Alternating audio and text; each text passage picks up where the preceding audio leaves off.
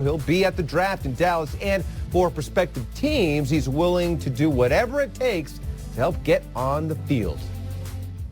How do you envision your role in the NFL?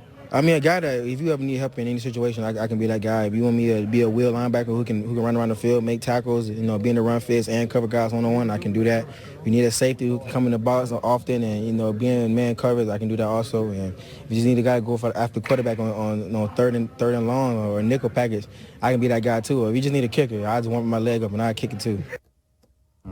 If you are a head coach, a coach of any kind, he is exactly the kind of player that you want on his team. Love the attitude and loved the unbridled enthusiasm coming from him. Great stuff, Will Settle. We'll talk to you in just a little bit. Let's talk more about a guy who's not on the back pages. Finally, it's Odell Beckham Jr. Odell Beckham on a one-year contract. Ian Rappaport's report that he wouldn't take the field without a new contract was very alarming. Okay, well, that means not only are we trading for Odell Beckham, we have to find a way to pay him $20 million this year. Don't they all? Doesn't it matter where Odell Beckham at that point wants to go to? Because he's gonna have to. Is it like a handshake, like play out the year and we'll redo a deal sometimes during? Giants own his rights. They could trade him anywhere. But let's say he doesn't. Let's say he wasn't in love with the Rams, right? But he gets traded there, and he's just gonna. They're not gonna trade all those high picks if he's not going to extend with them. So he would have to convince them that he's going to stay with them for the long haul. Kind of like Garoppolo. Like once you get him, you're going to try to work out a long-term deal. But with all this conversation and energy spent on Odell, and if the Giants are willing to let him go, you said something earlier. I think it was your dream headline. You can always go back home. And I was thinking about a headline, and it has to do with how we perceive Odell. There's a ton of people that say, just shut up and play football, man. I don't care about you being a rock star. I don't care about you being famous. I don't care about you kicking in L.A. and knowing all the celebrities. I just want you to show up, practice, and score touchdowns. And then there's a huge group of his following, a huge demographic that watch him and love him, that can care less that he scores touchdowns. And that's what I mean by being a rock star. And my headline I was thinking of, it's no kiss or kiss and no tell Beckham.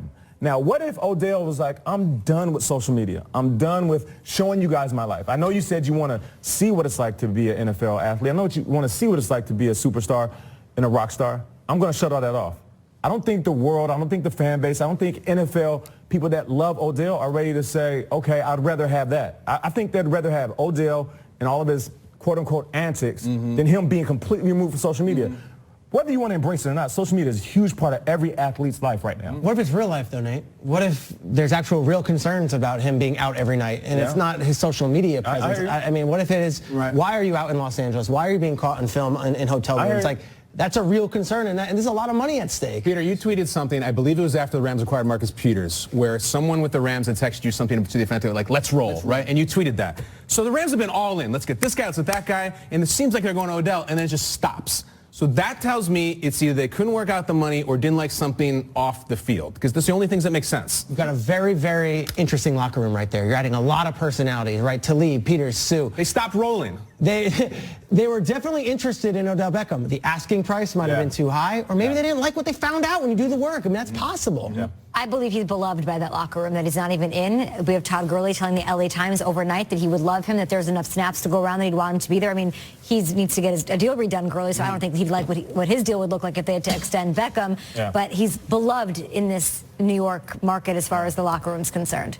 So we'll see how it shakes out. The latest installment of NFL Immersed features an on-field look at the week of 2018 Pro Bowl festivities with friends of the show, Packers DN Mike Daniels and Bills running back LaShawn McCoy as your guides. It's NFL Films bringing you closer to the Pro Bowl than ever before using, get this, Nate, Google's brand new VR 180 technology. Love it. Ooh. I love virtual reality. You can check out the latest episodes